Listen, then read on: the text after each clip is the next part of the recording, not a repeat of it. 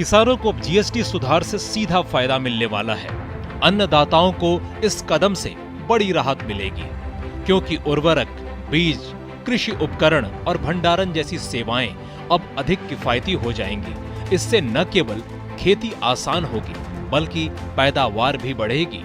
कृषि क्षेत्र में जीएसटी का सरलीकरण किसानों के लिए बड़ा फायदा लेकर आया है।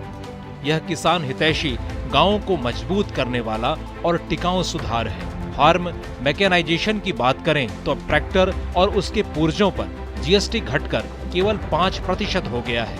इसका सीधा लाभ छोटे और मध्यम किसानों को मिलेगा, क्योंकि वे आसानी से आधुनिक मशीनें खरीद पाएंगे। सस्ते ट्रैक्टर और उपकरणों से खेती में समय की बचत होगी, मेहनत का खर्च घटेगा और उत्पादन बढ़ेगा। साथ ही ड्रिप और स्प्रिंकलर जैसी आधुनिक सिंचाई तकनीक भी अब किफायती हो जाएंगी, जिससे किसान पानी की बचत करते हुए टिकाऊ खेती कर सकेंगे। अब sprinkler, drip irrigation system, harvesting machinery और ट्रैक्टर पार्ट्स पर टैक्स 12% से घटाकर 5% कर दिया गया है। इसी तरह 15 हॉर्स पावर तक के डीजल इंजन, थ्रेशिंग और कंपोस्टिंग मशीनों पर भी जीएसटी घटाकर 5% कर दिया गया है। उर्वरक बनाने में इस्तेमाल होने वाले अमोनिया, सल्फ्यूरिक एसिड और नाइट्रिक एसिड पर भी जीएसटी 18% से घटाकर 5% कर दिया गया है। इससे खाद सस्ती होगी और किसानों को समय पर उपलब्ध होगी।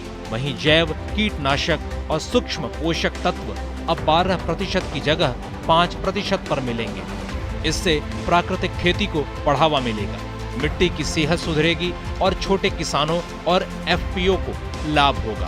फल, सब्जी और मेवों पर जीएसटी 5% होने से कोल्ड स्टोरेज और प्रोसेसिंग बढ़ेगी, बर्बादी कम होगी और किसानों को उनकी उपज का बेहतर दाम मिलेगा। साथ ही निर्यात को भी बढ़ावा मिलेगा। सिर्फ इतना ही नहीं, दूध और पनीर पर कोई जीएसटी नहीं है, जबकि घी और मक्खन पर टैक्स 12% से घटाकर 5% किया गया है। इससे डेयरी किसानों की आमदनी बढ़ेगी और महिला स्वयं सहायता समूहों को भी फायदा होगा। दूध के डिब्बों पर भी टैक्स घटने से सप्लाई चेन मजबूत होगी और पोषण सुरक्षा को बढ़ावा मिलेगा। मछली पालन और प्राकृतिक शहद पर टैक्स घटाकर 5% किया गया है, जिससे मत्स्य पालकों, मधुमक्खी पालकों और आदिवासी समूहों को लाभ मिलेगा।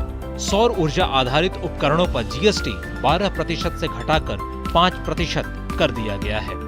इससे किसानों को सस्ते सिंचाई उपकरण मिलेंगे, उनकी लागत घटेगी और टिकाऊ खेती को बल मिलेगा।